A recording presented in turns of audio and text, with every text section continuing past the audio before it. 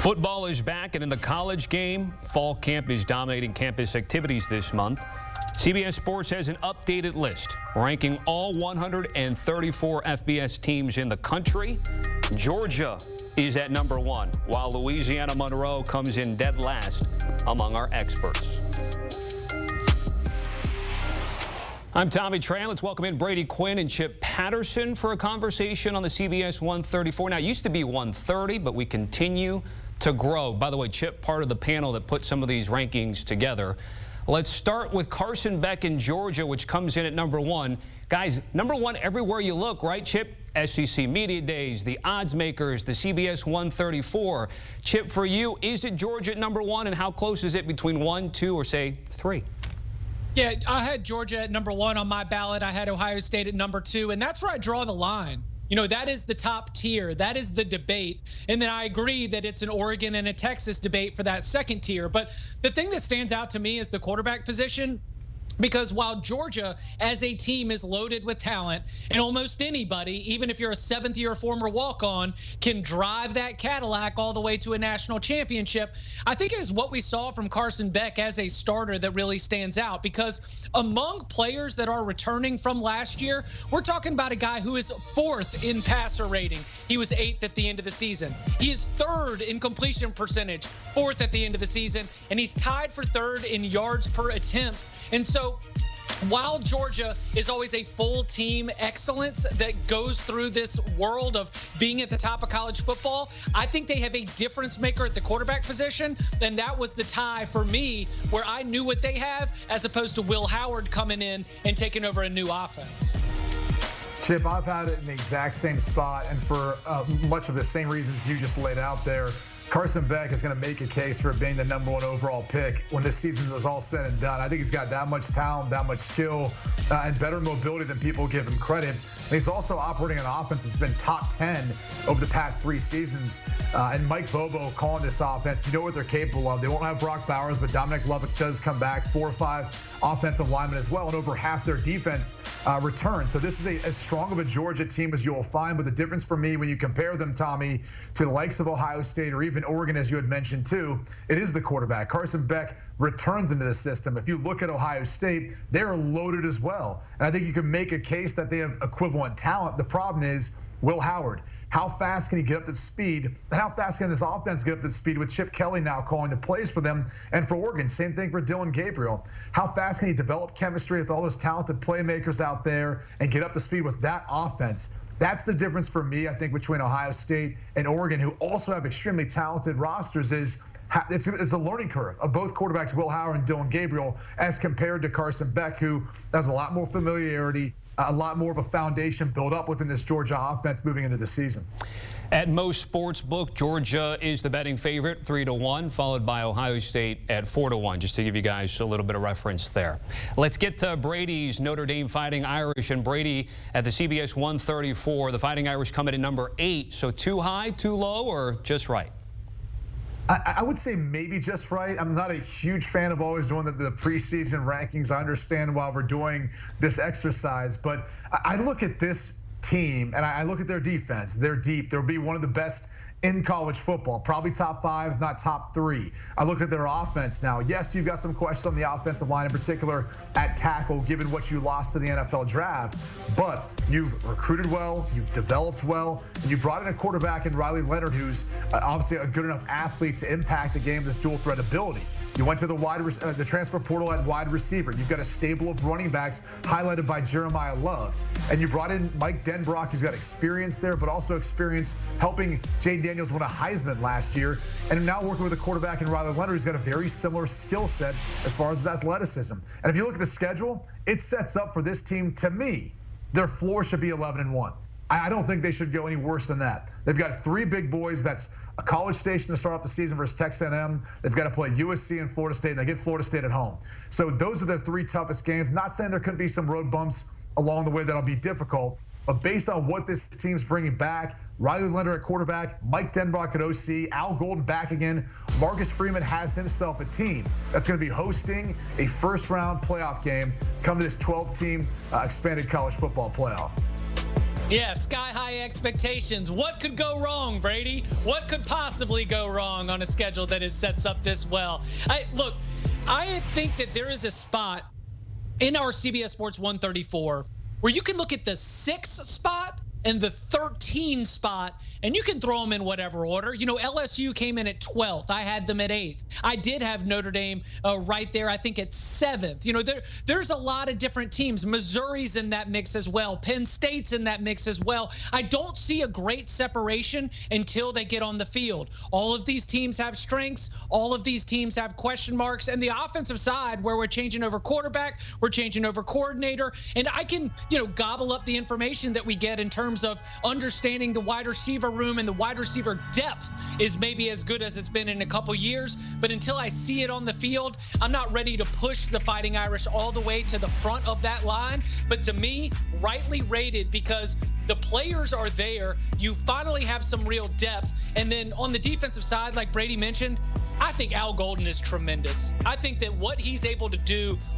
to be able to create pressure without sacrificing being structurally sound on the back end is really, really at the top of college football. And so if you've got that rock solid defense that's going to be able to shut down almost every single opponent on that schedule, then yeah, all you need is that dynamic playmaking that we know Riley Leonard, when healthy, can give you. I understand why their win total is 10.5 and why Brady says the floor is 11-1. So, Chip, I want to throw it back to you then, since we sort of established the Chip tiers, part of the Chipalytics that we have in college football and CBS Sports, because the reigning champs, Michigan, they stay in the top 10. They come in at number 9, but you just talked about teams 6 to 13. Do you envision Sharon Moore and his guys trending upwards, or maybe falling back, getting a little respect because they won the Natty last year, you think? Yeah, I think they're too low by a couple spots. I've got Michigan and Alabama, 2 teams that lost legendary head coaches, not necessarily docking them for that. I would not put Ole Miss ahead of the Michigan Wolverines. I think that they are so set in their identity under Sharon Moore that they are going to be able to go out there and they're going to be able to win 10 games at a minimum. A lot of that is because of not necessarily Sharon's side of the ball, the offensive side, but really it's because I don't think there are many teams in all of college football that are going to be able to block the defensive tackle combo of Kenneth Grant and Mason Graham. And football is decided at the line of scrimmage. Will Johnson's one of the best all-around players. Barham at the linebacker edge rusher position is going to wreck shop. I mean, Michigan can go and put in the second half against Penn State playbook, run the ball 30 times in a row, and the defense is going to be so good that I think they're going to be in every single ball game. They're going to miss J.J. McCarthy. There is no doubt about that. And I think they're probably going to miss Blake Corum as well. But I think that Michigan is getting docked by my fellow voters more than where I did. I had Michigan at 6th. I think this is about right for Michigan, and I think it's playing on a few of the things that Chip touched on. That is, this team being able to continue the success they saw under Jim Harbaugh, even though he's not there anymore. And I think if you look at some of the places after Jim Harbaugh left, at Stanford, for example, David Shaw was able to uphold that. With the San Francisco 49ers, not so much after he left that organization. And so it's kind of up in the air in my mind as to what this team's going to look like this year. Yes, their identity is defense. Yes, their identity is running the football.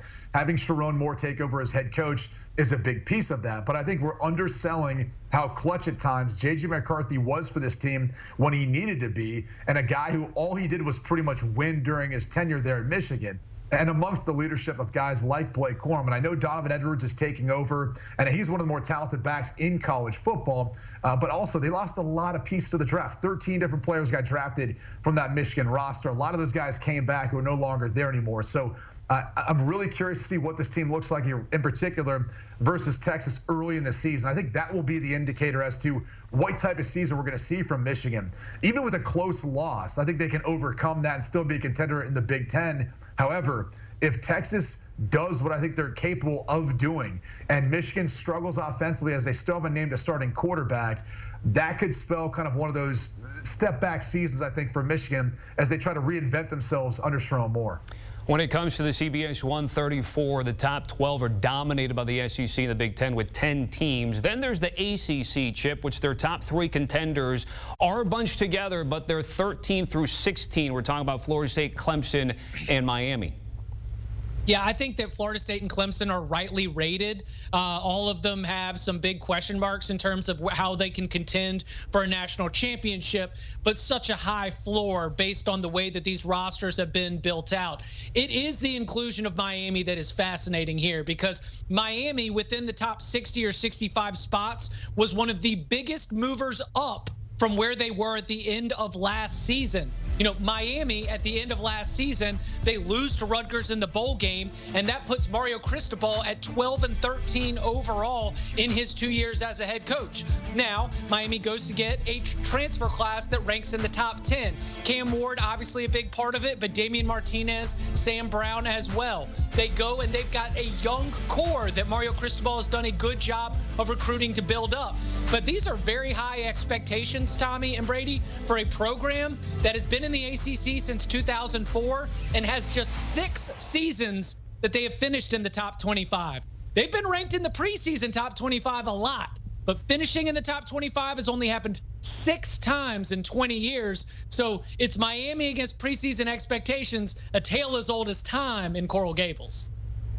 It's something tells me this year, Chip, things are a little bit different, in part because, to me, they got one of the most explosive, dynamic playmakers in college football in Cam Ward. I think he's the difference. Cam Ward and a Shannon Dawson system down there is going to explode. You got Restrepo coming back at wide receiver. He's one of the best in the ACC. And you touched on Damian Martinez and their ability to run the football. But the combination of Cam Ward and Martinez now in that backfield, as far as Ward as a running threat, but his big playability, that's going to be the difference. We just really have not seen that from this Miami offense consistently enough. I think the defense at times has done their part, but that's going to be the uptick. I think it takes Miami not only from being a team that we talk about being a contender of the ACC, but a team that, dare I say, makes the college football playoff in a 12-team expanded format. So I am high on this team. It has everything to do with Cam Ward, who I feel like is one of the more electric players in college football. And I think is going to bring maybe some of the concern around this program right now with where they're at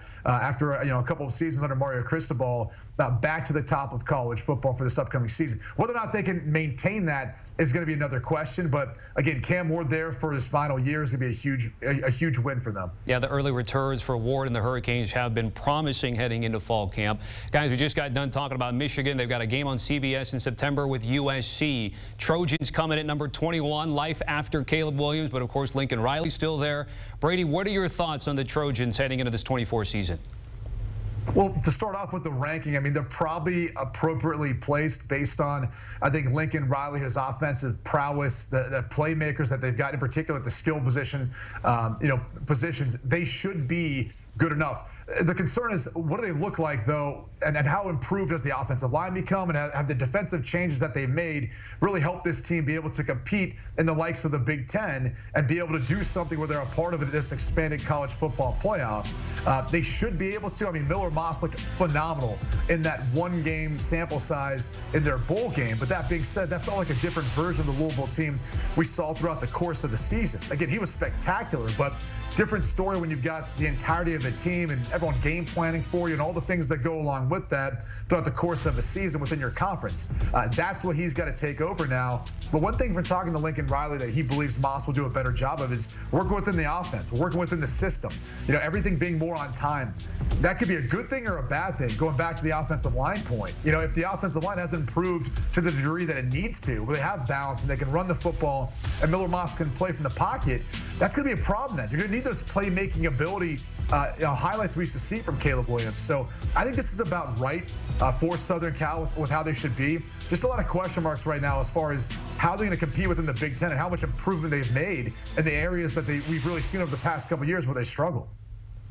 It happens to me every preseason, but I'm going to buy low here. I think the USC stock could go up, and it really starts with whether or not they are going to change the attitude of the defensive side of the ball, whether they're going to change the way they practice, whether they're going to change what they stand for. And it all starts with getting D'Anton Lynn. The problem is you got UCLA's defensive coordinator. You didn't get all those NFL players that UCLA had on their defense last year. But even beyond that, Zach Entz coming over from North Dakota State after winning national championships at the FCS level.